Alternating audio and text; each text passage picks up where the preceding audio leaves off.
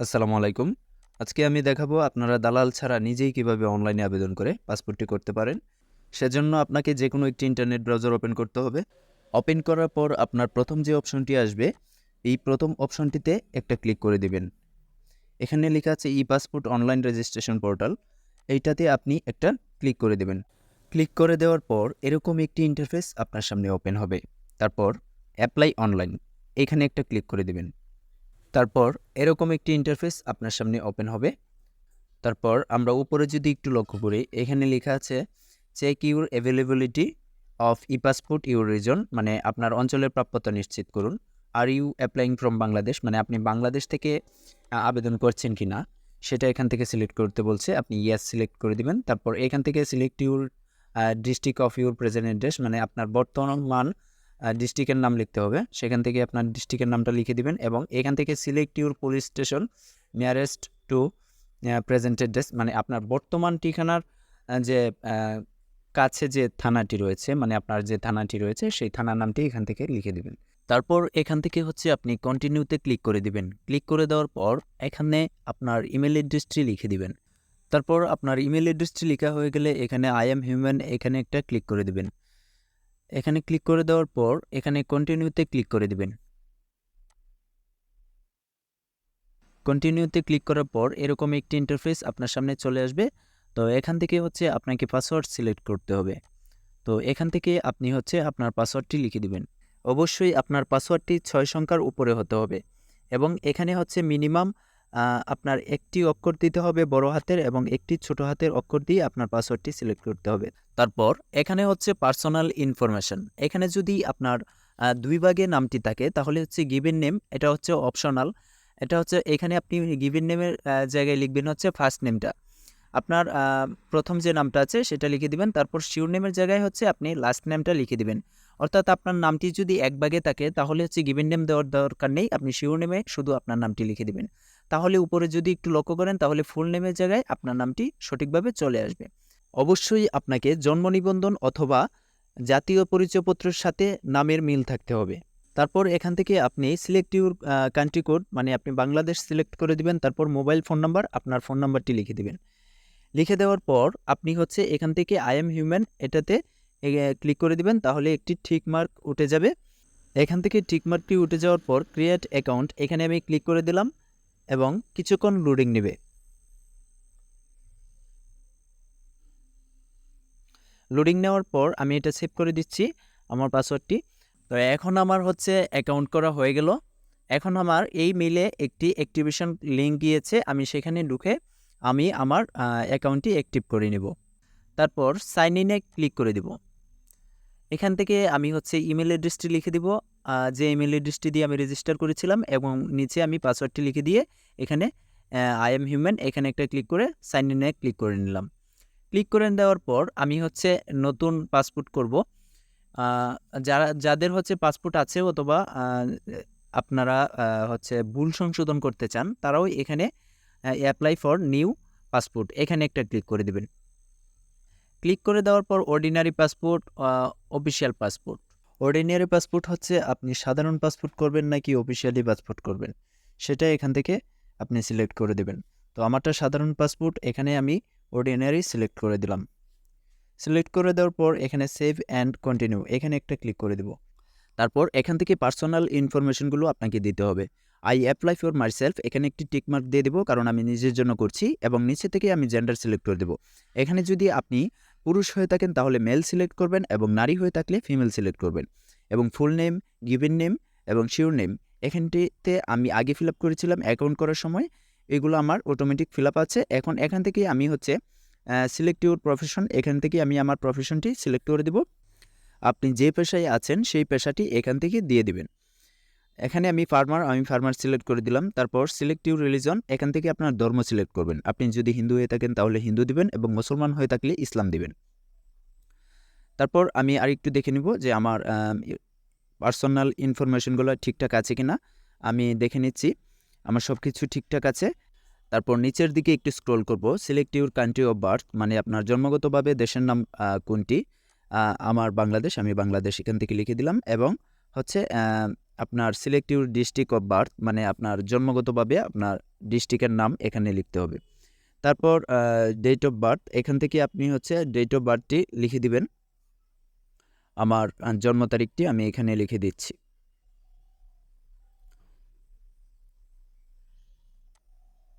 তারপর citizenship information, select type of citizenship, মানে আপনি এখানে হচ্ছে জন্মগতভাবে বাংলাদেশি নাকি হচ্ছে আপনি মাইগ্রেশন পরবর্তীতে এখানে স্থানান্তর হয়ে এসেছেন, সেটা এখান থেকে বোঝাতে চাচ্ছে। তো আমি হচ্ছে জন্মগতভাবে বাংলাদেশি, এখানে হচ্ছে আমি বাই বার্থ দিয়ে দিব এখান থেকে। তারপর আমি আবার চেক করে নিব আমার পার্সোনাল ইনফরমেশনগুলো ঠিকঠাক আছে কিনা। এখান থেকে আমি আবার ঠিক করে নিচ্ছি।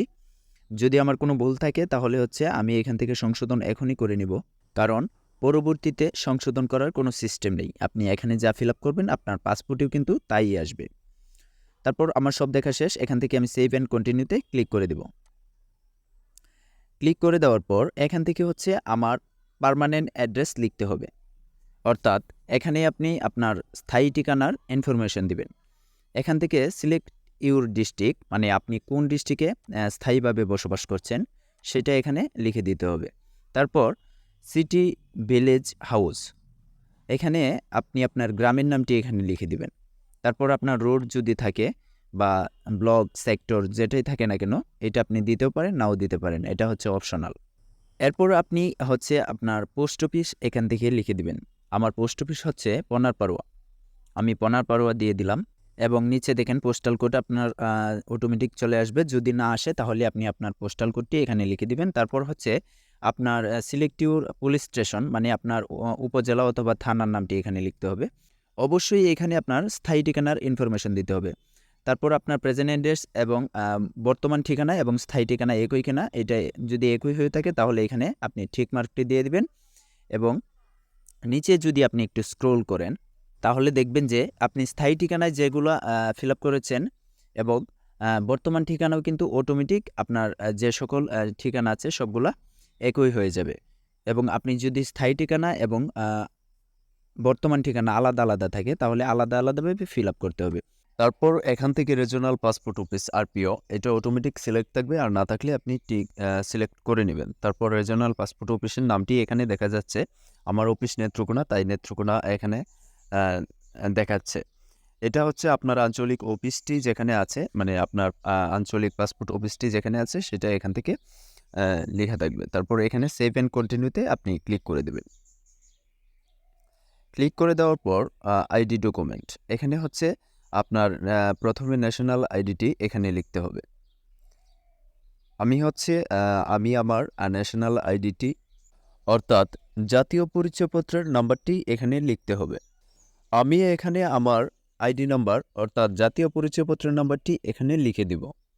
আমার জাতীয় পরিচয়পত্র নাম্বারটি লেখা শেষ। এখন হচ্ছে do you have any previous passport, মানে আপনি পূর্ববর্তী সময়ে মানে আগে কোনো পাসপোর্ট করেছেন কিনা সেটা এখান থেকে লিখতে হবে। আপনার আগে যদি কোনো পাসপোর্ট করা থাকে এমআরপি অথবা ইপিপি, তাহলে এই দুইটা থেকে একটা দিবেন। আর আমার যেহেতু করা নেই তাই আমি নো দিয়ে দিলাম। নো দিয়ে দেওয়ার পর হচ্ছে do you have passport of other countries, মানে আপনার অন্য কোনো দেশের পাসপোর্ট আছে কি না, আমার নাই, এজন্য হচ্ছে আমি নো দিয়ে দিলাম এবং সেভ অ্যান্ড কন্টিনিউতে একটা ক্লিক করে দিলাম। তারপর প্যারেন্টাল ইনফরমেশন, ফাদার্স ইনফরমেশন দিব প্রথমে। এখানে হচ্ছে আমি আমার পিতার নামটি এখানে লিখে দিব। তারপর এখান থেকে হচ্ছে আমি আমার পিতার পেশাটা এখান থেকে সিলেক্ট করে দেব। তারপর ন্যাশনালিটি আমি হচ্ছে বাংলাদেশি, আমার পিতার জাতীয়তা এখান থেকে আমি লিখে দেব, বাংলাদেশে দিয়ে দিলাম। তারপর হচ্ছে ন্যাশনাল আইডি কার্ড, এটা হচ্ছে অপশনাল, দিলেও হবে না দিলেও চলবে। এখান থেকে হচ্ছে তারপর মাদার্স নেমটা আমি এখান থেকে লিখে দেব, আমি আমার মায়ের নামটি এখানে লিখে দিলাম।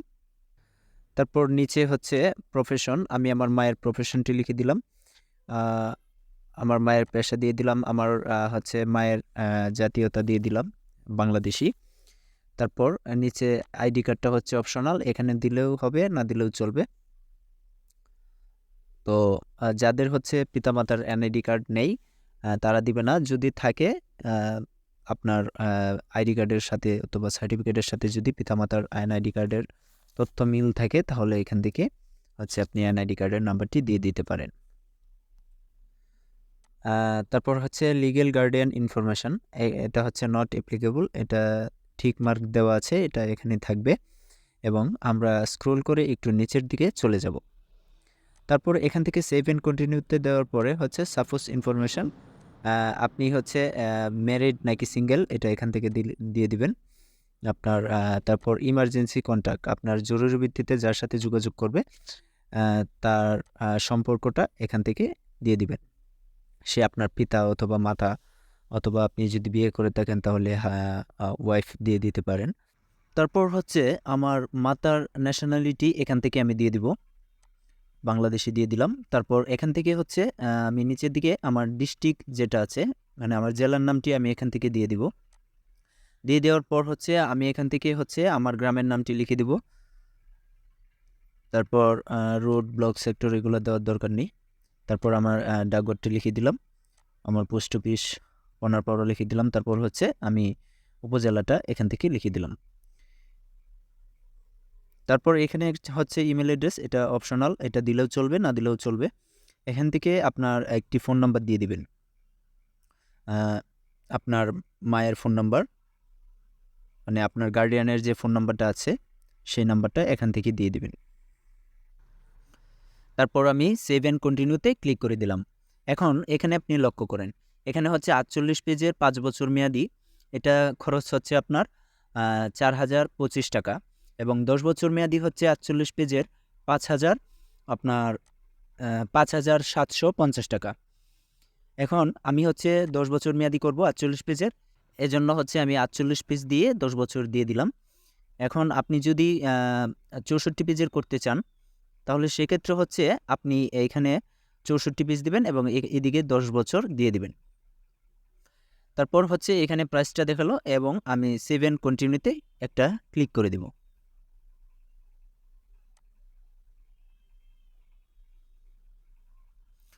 তারপর এরকম একটি ইন্টারফেস আপনার সামনে ওপেন হবে।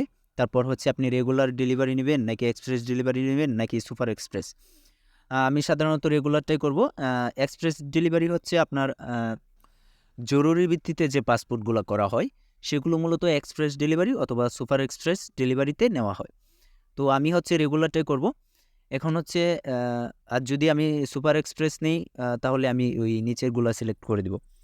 এখন আমরা দেখব এক্সপ্রেস অথবা সুপার এক্সপ্রেস ডেলিভারিতে আমাদের ফিসটা কত যাবে। সুপার এক্সপ্রেসে হচ্ছে 10,350 টাকা এবং এক্সপ্রেস ডেলিভারিতে হচ্ছে 8,050 টাকা। এখন হচ্ছে আমি রেগুলারটি নিব, তাই আমি রেগুলারে ক্লিক করে সেভ অ্যান্ড কন্টিনিউতে একটি ক্লিক করে দিলাম।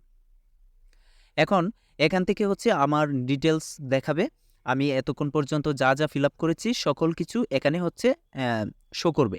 এখন এখান থেকে যদি আপনার কোনো কিছু আপনার ভুল থেকে থাকে তাহলে এখান থেকে এডিট অপশনে দিয়ে সংশোধন করতে পারবেন।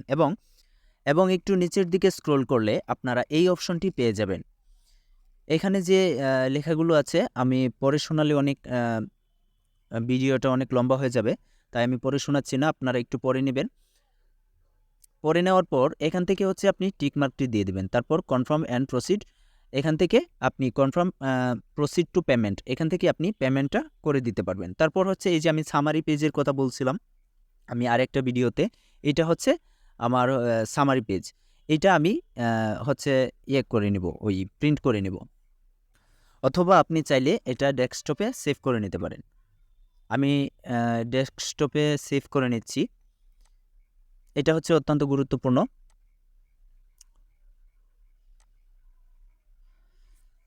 তারপর আমার হচ্ছে এখান থেকে সামারি পেজ সেভ করা শেষ। এখন হচ্ছে আমি অনলাইনে পেমেন্ট করব। তারপর অনলাইন পেমেন্ট করে আপনি অফলাইনে করলে নিচেরটাতে দিয়ে দিবেন, আমি অনলাইনে করব তাই হচ্ছে অনলাইন সিলেক্ট করে আমি কন্টিনিউতে ক্লিক করে দিলাম। তারপর এরকম একটি ইন্টারফেস আপনার সামনে ওপেন হবে। আপনার হচ্ছে নগদ, উপায়, রকেট যে কোনো একটি অপশন সিলেক্ট করতে হবে। তারপর এখান থেকে হচ্ছে আপনি ঠিক মার্কটি দিয়ে দিবেন। এই ঠিক মার্ক দেওয়ার পর এখান থেকে হচ্ছে আপনি পেমেন্টে ক্লিক করবেন। ক্লিক করে দেওয়ার পর এখানে হচ্ছে আপনার ফোন নাম্বারটি এখানে লিখে দিবেন। আমি আমার ফোন নাম্বারটি লিখে দিলাম, তারপর প্রসেসিং ক্লিক করলাম।